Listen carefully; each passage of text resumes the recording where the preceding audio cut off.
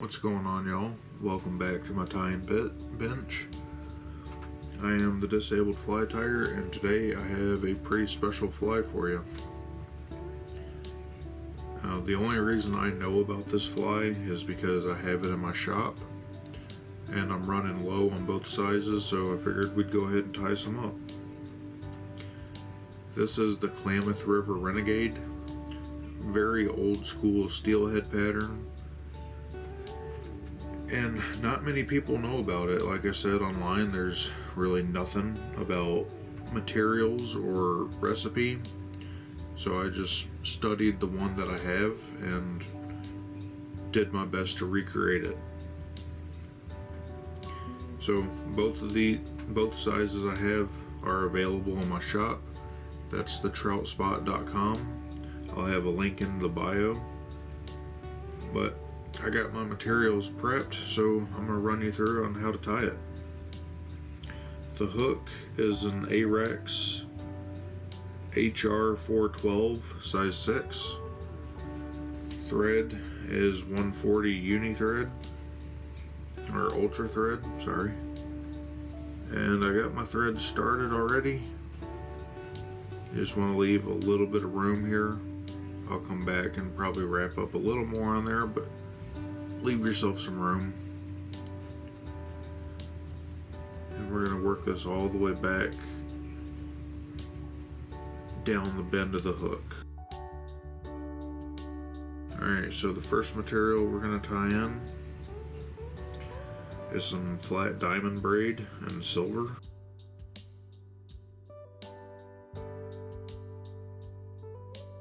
Once you get it tied in, then I'm just going to wrap all the way back to where we stopped our thread and the bend of the hook.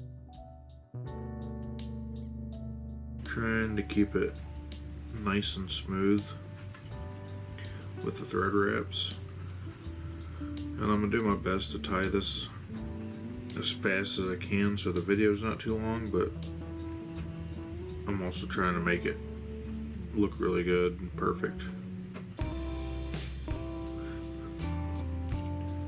But I'd be interested, have you ever heard of this fly? Let me know in the comments. Alright, take our hackle pliers and we'll start wrapping this forward. Just making slightly over wraps on it.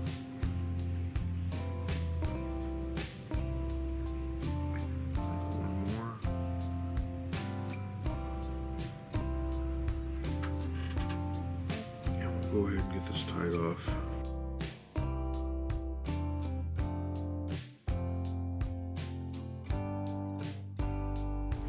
Alright, next material. I'm using a white soft hen hackle. The original, I'm not sure what it used. The feather looked a little stiffer. But I'm using hen hackle because that's what I have. And I've already prepped my feathers. I've stripped the fuzzies off, and then I've pruned down the fibers off the tip. And when you're tying in your hackle, you want to measure it. I don't want the fiber sticking up too far back, so I just want them coming back just to the bend of the hook. Bring my thread forward. Go ahead and tie that in.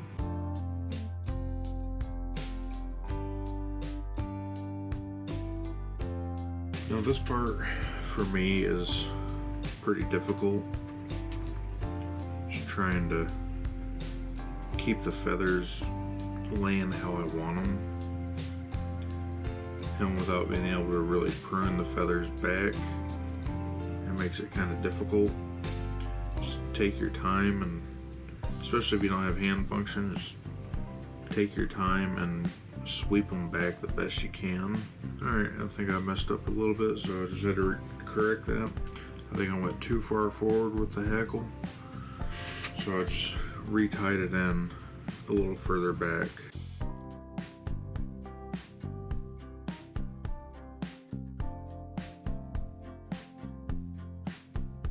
Once you get bare stem, We'll go ahead and tie that off.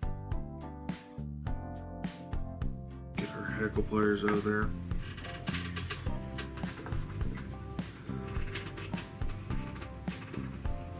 Trim out the stem. Alright, now try to get all the fibers pulled back, and you might have just to sit there and spin it. At least in my case, I have to spin it around and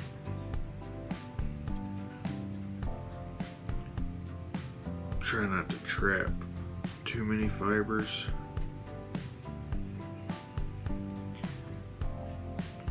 To where I can try to get it as even as possible on both sides or all sides. So just go slow, take your time, and work back towards the diamond braid.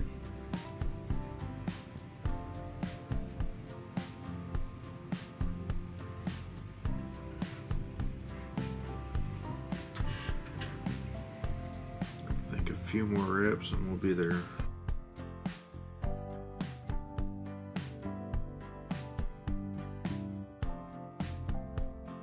Alright, and that's really what we're looking for, is just a white collar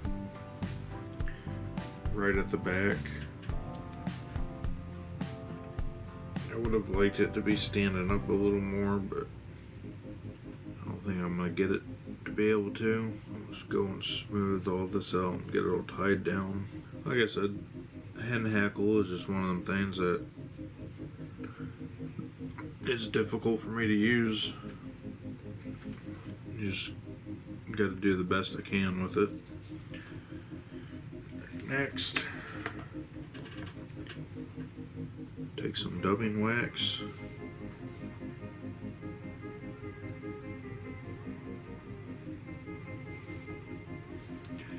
The dubbing I'm using is Antron and black. I think rabbit would have been also a good choice, especially with the age of the fly. And they didn't have Antron back then, so it probably would have been rabbit dubbing. And if I was to redo these, then I would probably use rabbit dubbing. Easier to dub in, and it'd probably be a little more accurate to the original. I chose Antron just because give it a little bit of a sheen, which I thought would be kind of like a modern twist on an old pattern.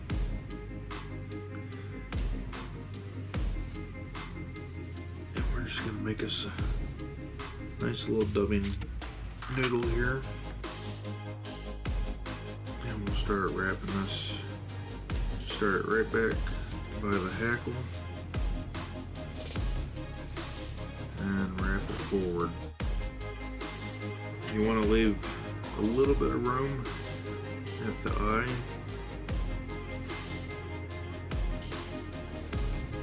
Where the eye points up, you got a little bend. But you don't want to have the head too big. First few I tied, I messed up. And I stopped the dubbing too far back and it makes the head too long. Doing it like this, where you have a small head on it, makes it look a lot better. And for the last material, we're going to go in with a brown hen hackle. Same thing, I've pruned the fibers down. Make it to where I can tie it in good. And with this one, you want the fibers to come back towards almost to the tail, almost touching the tail. The same thing with the white, we're going to tie it in and make a nice little collar here in the front.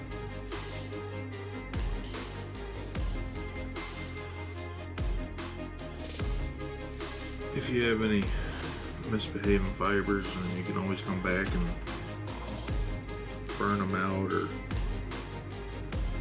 try to cover them up. I'm going to gonna do a half hitch here. Same thing, get it with your hackle pliers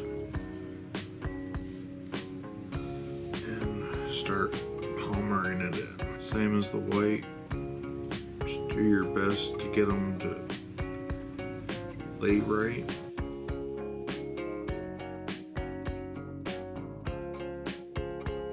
As soon as you hit bare stem, go ahead and tie that off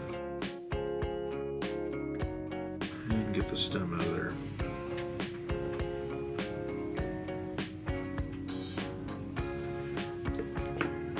Same thing, try to grab them and pull them back.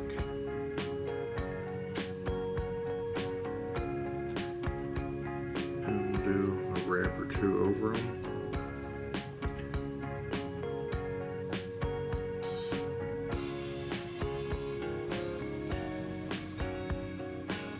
Maybe about like that.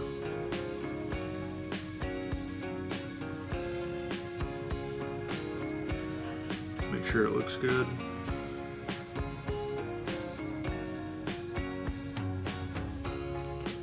And we'll go ahead and tie off. And there you have it, the Klamath River Renegade. Old school steelhead pattern. I don't even know how well known it is anymore. And it's pretty fun to tie. It's a bit particular. I haven't been tying these for very long, so I'm still trying to perfect it. I think I've got the proportions figured out on where to tie the stuff in. It's just trying to get the hackles to do what I want. Try, especially the white. And some of them, I can grab one, I'll show you. This is one I tied yesterday. You can see how the white lays better. The brown hackle is nice, body's uniform, and that's really what you want. Come back this way. If y'all can see that good. But like anything, it's just gonna take practice. But I hope y'all enjoy the video. Like I said, these flies are available in my shop. Link is in the description. I hope this video is not going to come out too long. I'll do my best to cut out a lot. If you'll like the video, give it a thumbs up. Consider subscribing if you're new. And like I said, if you've heard about this fly or have ever fished it, let me know in the comments. Be interested in hear about it. And I guess that's it. If you have any questions, leave them in the comments. I'll get back to you. And until the next one, I will see y'all later. Have a good one.